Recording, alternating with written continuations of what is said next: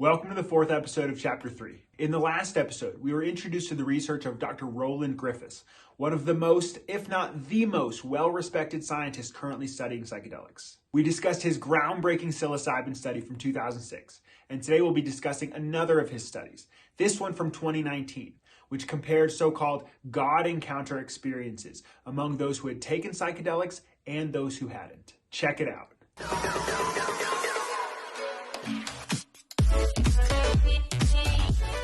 The title of the study we'll be looking at today is a bit on the long side, but I'm going to do my best to say it in one breath. Survey of Subjective God Encounter Experiences, Comparisons Among Naturally Occurring Experiences and Those Occasioned by the Classic Psychedelics Psilocybin, LSD, Ayahuasca, or DMT. Now, before we dive into its results, it's worth taking a sec to check out its methods, as they differ from anything we've seen thus far. Instead of taking place in a controlled laboratory setting like his 2006 study, this one was an entirely online questionnaire. Now, in episode 3.2, we discussed some of the drawbacks of controlled laboratory experiments, especially in the context of psychedelics. One drawback we didn't mention that is very relevant here has to do with sample size. Administering psychedelics to volunteers in a lab is both time-consuming and expensive, and you'll probably be limited to just a few dozen participants, which in turn is going to limit the strength of your data.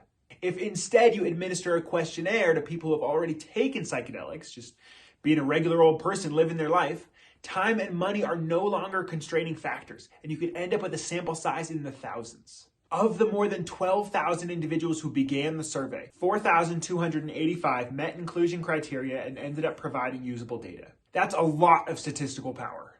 So, what was the purpose of this study?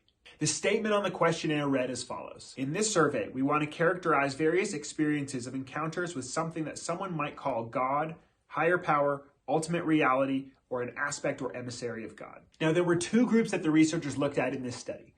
Those who'd had a quote-unquote God encounter experience while taking psychedelics, as well as those who'd had such an experience au naturel. And regardless of what term they preferred, the non-drug group preferred the term God, while the psychedelic group preferred the term ultimate reality. More than 2/3 of those who identified as an atheist before the experience no longer identified as atheist afterward.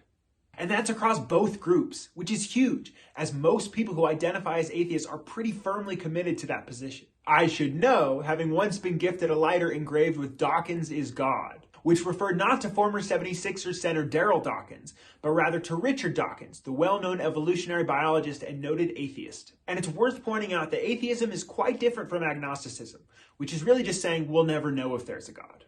An atheist, on the other hand, is saying I know that there is no God. Unless, of course, they take psychedelics, in which case they might say, hey, you know that thing that I was super confident about?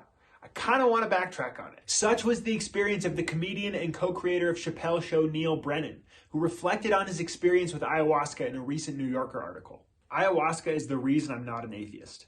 The third time I did ayahuasca, I was an atheist, and I opened my eyes and said, oh, I'm in the presence of God right now. Okay, before we get off on too much of a tangent, let's get back to this study. Aside from the finding that 2 out of 3 atheists ended up no longer being atheists, what else did the researchers discover? Well, about 70% of both groups endorsed that which they encountered existed, at least in part, in some other dimension or reality, and that which was encountered continued to exist after the encounter. We saw this in the last episode from Michael Pollan's description of the 2006 psilocybin study. And as we saw there, and as we see here, most of the participants described the experience as more real than everyday normal reality. But was there anything cool about the study that does more than just echo what we learned in the last episode? Why, yes! A majority of those in the psychedelic group reported communication with some kind of entity, communication which was described as extrasensory telepathic. This harkens back to Chapter 2, where the study on meditators found that many reported paranormal beliefs, such as ESP and telepathy, while meditating. This is because both meditators and psychedelic takers are tuning into those higher frequencies of consciousness where such extrasensory phenomena operate. Another thing I found fascinating from this study is that nearly 80% of those in both the psychedelic group and the non-drug group described that which they encountered as intelligent. I would think that this would be of great interest to the SETI Institute, that is the Search for Extraterrestrial Intelligence, a group which began at NASA and has spent the last few decades searching the skies for signs of intelligent life. To my knowledge, they haven't found anything yet, and it might be a good idea to expand their focus to include psychedelics, seeing as how 4 out of 5 participants in this study reported an encounter with some kind of extraterrestrial intelligence. Just a thought. Now, there are 2 findings in this paper that are worth mentioning in light of our previous discussions on psychosis. The first is that common to psychedelic or otherwise mystical experiences is the ineffability factor, the quality of the experience that just cannot be put into words, which was quite high in both groups in this study. As it pertains to psychosis, I'd argue that there's an intriguing connection here to what's known as a word salad, which is just a jumble of incoherent speech frequently displayed by people with schizophrenia. It could be that this word salad is a misguided attempt by a person with schizophrenia to communicate an ineffable experience. The other finding relevant to psychosis is that just under half of the psychedelic group reported experiencing auditory phenomena.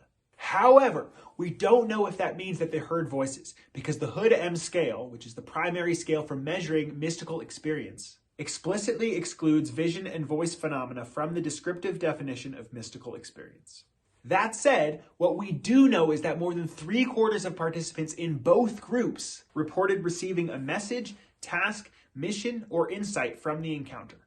Many psychotic delusions involve the person feeling as though they have been given a mission or a task from God. You may recall from chapter 1 that this was the case for both Joan of Arc and Gandhi, who somehow successfully completed their mission. Still have no idea how they did that. Of course, we don't know what percentage of those in this study were given a task or a mission as opposed to a mere insight, but I still find it tantalizing. Who or what is the source of these missions and insights? We don't know.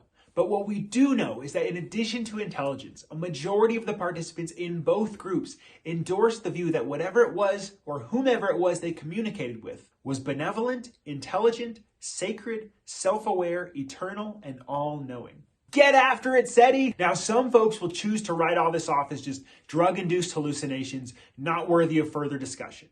But that would be a mistake for 2 reasons. For one, the numbers between the drug group and the non-drug group were pretty consistent for most of the findings. And 2, there's something called the principle of causal indifference, which asserts that if 2 experiences are phenomenologically indistinguishable, it cannot be concluded that one is genuine but the other is not.